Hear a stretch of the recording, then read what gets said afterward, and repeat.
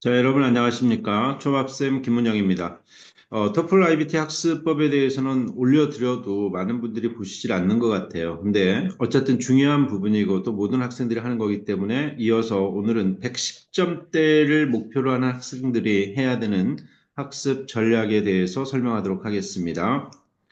자, 첫 번째로 먼저 보시게 되면 리딩 섹션인데요. 이제 110점대를 가고자 한다. 그러면 이 한국 학교 재학 중인 학생들이 해야 되는 거는 한국 학교 학생들은 일반적으로 심화 어휘 학습을 먼저 해라라고 얘기를 하고 싶습니다. 기본적인 그 중고급 단어들은 어느 정도 되어 있고 또 기출 단어까지도 100점대를 위해서 다 했다고 하면 이제는 SAT까지 공부할 수 있는 그 정도의 어휘 학습을 좀 하는 게 필요하다라고 말씀을 드릴 수 있을 것 같고요.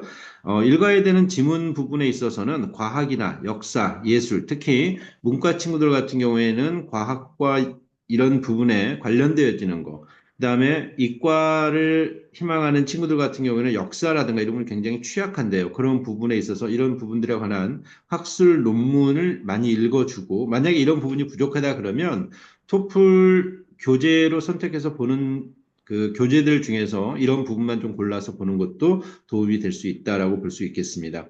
국제학교 재학 중인 학생들 같은 경우에는 속독과 정독을 병행해서 공부를 해라. 그러니까 시간 내에 지문을 빠르게 읽는 연습. 이거는 주로 이제 우리가 키워드 중심으로 좀 보는 연습이 필요하겠죠. 그래서 중요한 부분, 키워드 중심 부분으로 세부적으로 분석하는 정독 연습을 하라는 거를 제안드리고 싶습니다.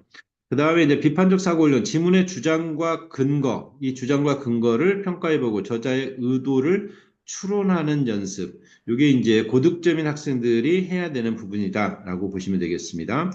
리스닝 파트로 들어가 보겠습니다. 리스닝 파트에서 한국학교의 재학생들은 다양한 주제의 강의를 청취하는 것, 즉 렉처 중심으로 많이 들어줘야 된다는 얘기죠. 이 렉처 부분이 제대로 들리지 않으면 고득점을 갈 수가 없습니다. 또한 스피킹이나 라이팅 섹션에서 스피킹의 4번, 그리고 라이팅 섹션에서는 통합형 부분을 정확하게 이해하지 못하기 때문에 말하거나 써야 할 때, 많은 어려움이 있을 수 있기 때문에 이런 부분에 있어서 이제 노트 테이킹 연습을 많이 하라는 얘기죠. 그래서 많이 들어보고 이런 것들을 활용할 수 있는 게 이제 테드 강연 같은 경우를 좀 들어보는 것들이 유튜브를 통해서 많이 접할 수 있으니까 그런 부분으로 그런 환경을 만들어서 연습해봐라.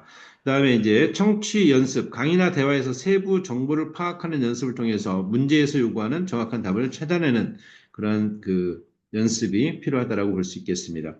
국제학교를 다니는 학생들은 고난이도의 자료를 활용하라는 거죠. 그러니까 그 시중에 나와 있는 교재들 중에서도 좀 더 그 난이도의 차이를 보이는 교재들이 있습니다. 그래서 그런 교재들은 본인들이 찾기가 어려우면 수업을 진행하고 있는 강사 선생님이나 학교 선생님 또는 개인 수업하는 선생님들에게 부탁을 해서 그런 부분을 좀 추천받아가지고 학습하는 게 도움이 되겠다라고 말씀드릴 수 있겠습니다.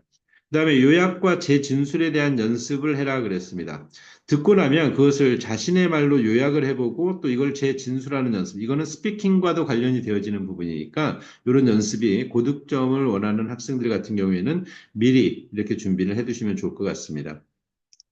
스피킹으로 가보겠습니다. 한국 학교 재학생들 같은 경우에는 자 이제 여기서는 이제 전문가의 피드백을 받아라. 원어민 강사가 학교에 있다면 그 선생님으로부터 여러분들이 학습한 거를 또 연습한 거를 녹음 파일을 좀 보내줘서 음료수라도 하나 드리면서 이거 좀 어떻게 좀 체킹 좀 부탁드린다고 하면 아마 충분히 그런 부분들을 해줄 수 있을 거라고 봅니다. 그래서 발음, 억양, 그다음에 그 말하는 유연성과 유창함을 좀 개선시키는 방법. 그다음에 모의 시험 환경을 조성하라고 이제 얘기를 했는데 실제 시험하고 유사한 환경에서 스피킹 테스트를 진행하는 거니까 이거는 본인이 혼자 해봐도 되는 거고요. 또 학원이든 또 개인 수업이든 이럴 때에 잠깐씩 시간을 재고 연습해 보는 것도 시간 관리와 긴장감을 조절하는 연습에 도움이 된다.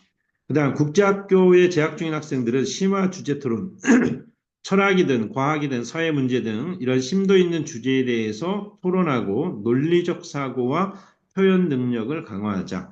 자, 요거는 뭐냐면 학교에서 아마 국제학교를 다니는 학생들은 학교에 도착하면서부터 끝나고 나올 때까지 영어를 한국 학교를 다니는 친구들보다는 많이 사용을 하게 됩니다. 그래서 그 부분에 있어서는 또 수업 시간에 토론 수업도 많을 수 있기 때문에 디베이트 하는 연습들이 좀 많이 될 수 있다면 큰 도움이 될 수 있겠다라고 볼 수 있겠습니다. 그래서 자기 평가라든가 개선에 있어서는 자기가 그 스피킹 한 거를 연습한 거를 녹음해 가지고 스스로 한번 또 들어보는 거, 그리고 개선할 부분을 한번 찾아보는 거, 자기가 할 수 없다면 수업을 듣고 있는 선생님이 부탁해서 그런 부분에 대한 피드백을 받아보는 것도 하나의 방법이 될 수 있겠습니다.